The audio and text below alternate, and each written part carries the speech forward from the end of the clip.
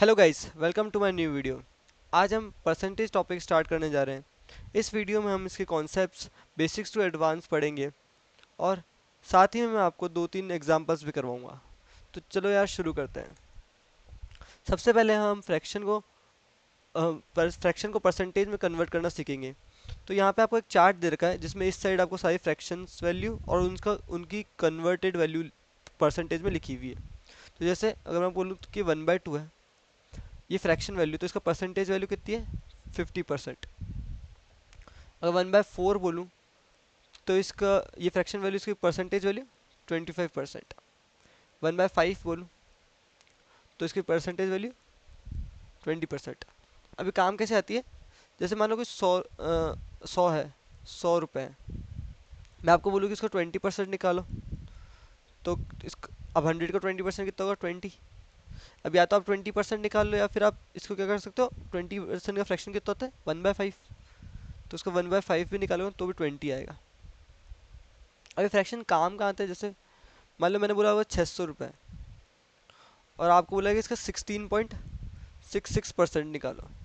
अभी ऐसे पॉइंट्स आ गया।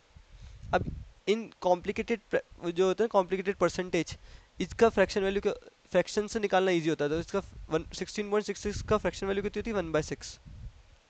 तो अपन 600 का 1/6 निकाल सकते हैं, तो वो होता है 100।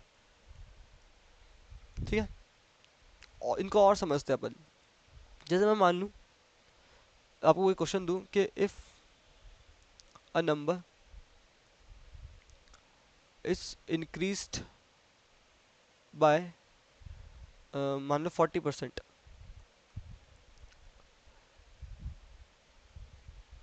it becomes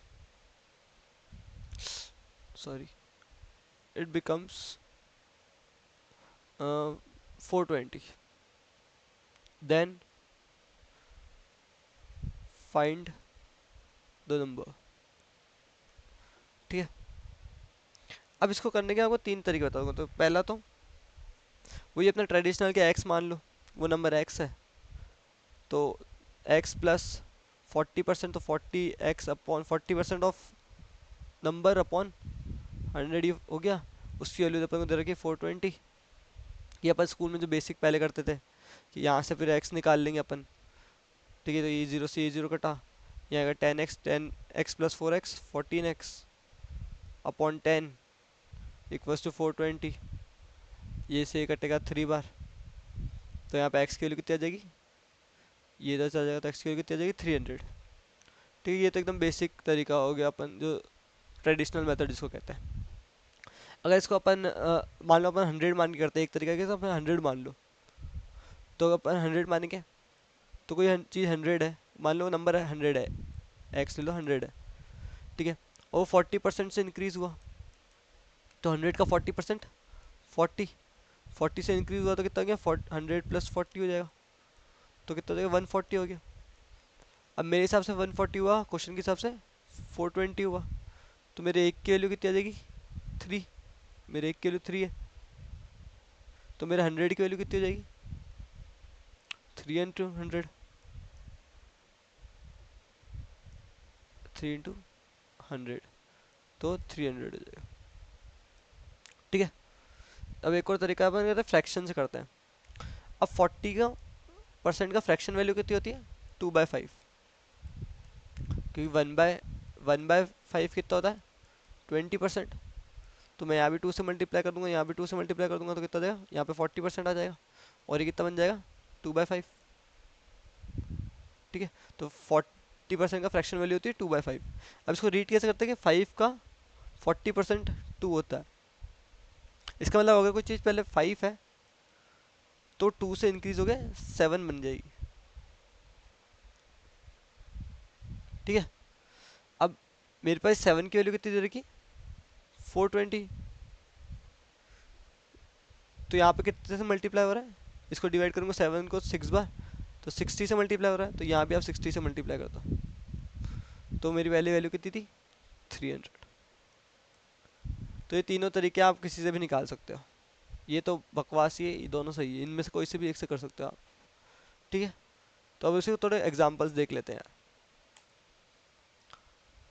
ठीक है, तो ये पहला क्वेश्चन है। इसमें क्या बोल रहा है, in an election between two candidates one got 55% of the total valid votes, 20% of the votes were invalid. If the total number of votes was 7500, the number of valid votes that the other candidate got. ठीक है, अब क्योंकि यहाँ पे मुझे votes दे रखे total votes 7500, पर इसका मुझे 55% निकाल, मतलब 55% निकालना है और 20% निकालना टफ पड़ेगा, तो मैं 100 मान लेता हूँ इसी को ही, अभी एक बार करें कि 100 है वो। ठीक है, टोटल वोट्स 100 है बस। अब मुझे क्या कह रहा है, इसमें से 20% वोट्स तो है इनवैलिड, तो 100 का 20% कितना होता है 20, तो इनवैलिड वोट्स कितने में, बस 20, तो मेरे वैलिड वोट्स कितने हो जाएंगे 80, 100 में 20 का है तो वैलिड वोट्स देंगे 80। अब इसमें से क्या कह रहा है कि फर्स्ट को कितने मिले 55% of the 55% of the valid votes. अब उनको 80 का 55% फर्स्ट को मिला।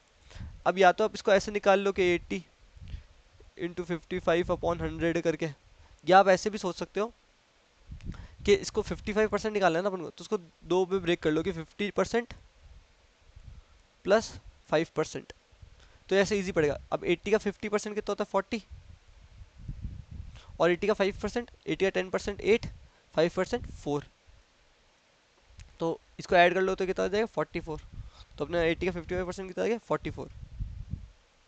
अब 80 में से 80 वोट्स थे, इसमें से फर्स्ट को कितने मिले 44, तो सेकंड को कितने मिले होंगे 36।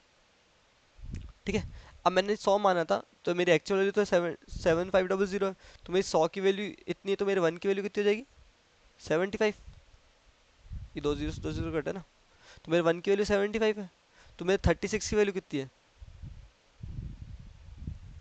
इंटू 75, तो आप इसको मल्टीप्लाई करोगे तो आएगा 2700, तो इसका आंसर कितना हो जाएगा ए। ठीक है,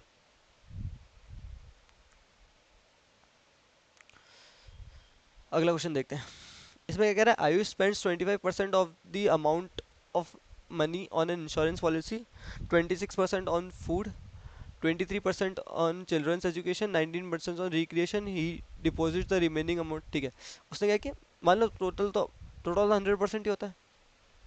ठीक है, इस 100% में से इसने क्या किया, 25% तो इंश्योरेंस पॉलिसी में लगा दिए, 26% इसने फूड में खर्च कर दिए। ठीक है, 23% इसने कर दिए चिल्ड्रंस के एजुकेशन पे, और 19% इसने कर दिया रिक्रिएशन पे। तो मेरे पास टोटल कितने हो गए इसके, कितने इसमें टोटल कितने खर्च हो गए 20 60 93, 93 टोटल इससे खर्च हो गया। अब क्या बोल रहा है यहाँ पे रिमेनिंग इसने बैंक में डाल दिया, तो अपने हिसाब से कितने बचे 7%, तो 100% में 93 खर्च हो गए तो 77% बचे।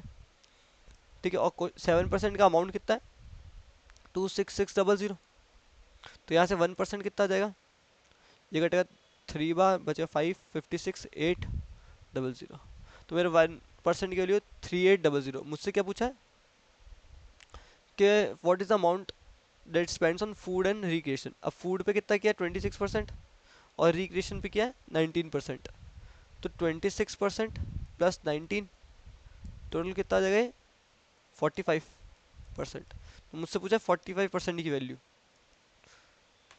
तो कितना आ जाएगा 3800 इंटू 45, तो ये आएगा 171000, तो अपना आंसर कितना आएगा। ठीक है, इसमें एक और क्वेश्चन था ना यार, हाँ ये रहा। ठीक है, two students appeared at an examination this, one of them scored 9 marks more than the other, अच्छा one of them scored 9 marks more than the other and his marks was 56% of the sum of their marks। ठीक है, तो इसमें क्या कह रहा है कि एक जना है उसको 56% मार्क्स मिले, जो कि सेकंड दूसरे से 9 मार्क्स ज़्यादा, कितने मार्क्स ज़्यादा है 9 मार्क्स ज़्यादा है। ठीक है, तो इसको अगर 56% मिले तो इसको कितने मिले होंगे? 44%। अभी कितना मार्क्स आता है? 9 मार्क्स आता है। और अगर मैं परसेंटेज में देखूँ तो 12% ज़्यादा है ना? तो मेरे इसका मतलब मेरे 12% की वैल्यू कितनी है? 9। तो मेरे 1% की वैल्यू कितनी है? 9/12 विच इज़ 3/4। तो यहीं से अगर मैं 100% पूरे टोटल मार्क्स निकालूं तो कितना आ जाएगा? 3 × 100 यहाँ पे, तो इधर 25 बार। अब 3 × 2 = 75। तो मेरे पास टोटल मार्क्स आ गए 75 मार्क्स का पेपर था। अब मुझसे क्या पूछा कि ए को कितने मार्क्स मिले, मतलब जो फर्स्ट पर्सन है, दोनों के अलग अलग मार्क्स निकाले, तो इसको तो 56% मिले, तो 56% कितना हो जाएगा 75 का? ये 4 की टेबल से 25 की टेबल से 4 बार, 25 की टेबल से 3 बार, ये 4 की टेबल से 14 बार। तो 14 × 3 कितना हो जाएगा? 42। तो अगर इसको 42 मिले तो दूसरे को कितने मिले इसमें से 9 माइनस कर? दूसरे को इसको 9 कम मिले ना, तो उसको कितने मिले? 33। तो ये मेरा आंसर हो जाएगा, ये किसमें? C option. आई होप आपको ये समझ में आया। कोई भी डाउट हो तो प्लीज़ कमेंट सेक्शन में लिखें, और इसको लाइक करें, सब्सक्राइब करें प्लीज़। Thank you.